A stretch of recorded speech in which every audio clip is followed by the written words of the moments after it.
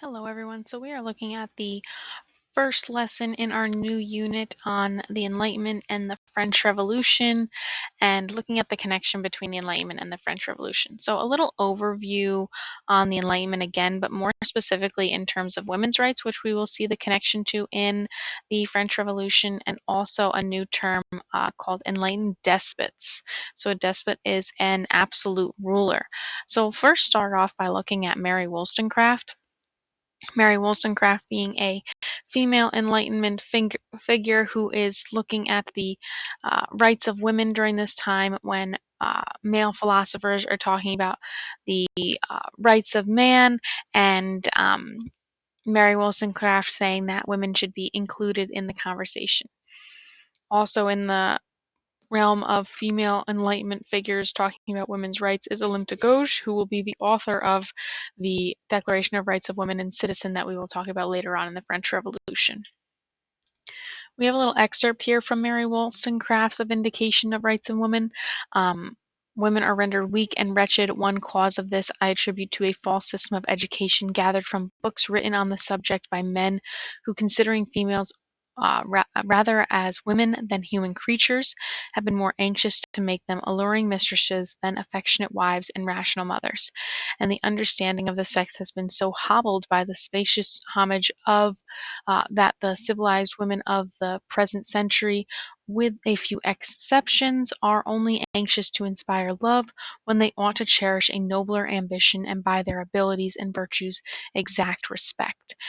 So Mary Wollstonecraft is saying that society has contributed to the idea that women are less than, less valuable, less worthy of respect and education in society, that the education system has led to this gendered society that we live in, and that in order to restore the system, we need to re-educate, re-understand, and consider women and females as equals to men in society.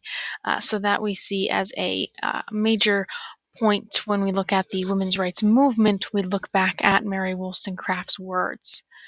And then just to quickly highlight the Enlightened Despots. So when we're talking about the age of absolutism here, mid-1700s, Enlightenment writers are circulating their ideas around Europe. And as we talked about during the Enlightenment, those ideas were not talking about absolute rulers and absolute monarchs. So most rulers found the Enlightenment ideas dangerous. They banned them, but some kings and queens, who historians called enlightened despots, tried to incorporate Enlightenment ideas into their rule. So several monarchs that ruled in Northern and Central Europe in the 18th century are referred to as enlightened despots. Catherine the Great of Russia was one of the most well-known enlightened despots. So these are rulers who are seeing that the Enlightenment is influencing their people, and they are trying to preserve their power by giving some power to the people. So limited monarchy is something that we'll talk about during the French Revolution, and how that will impact the events that unfold. So just want to give a quick little overview as we jump right into the French Revolution on the Enlightenment. So I hope this little bit helped.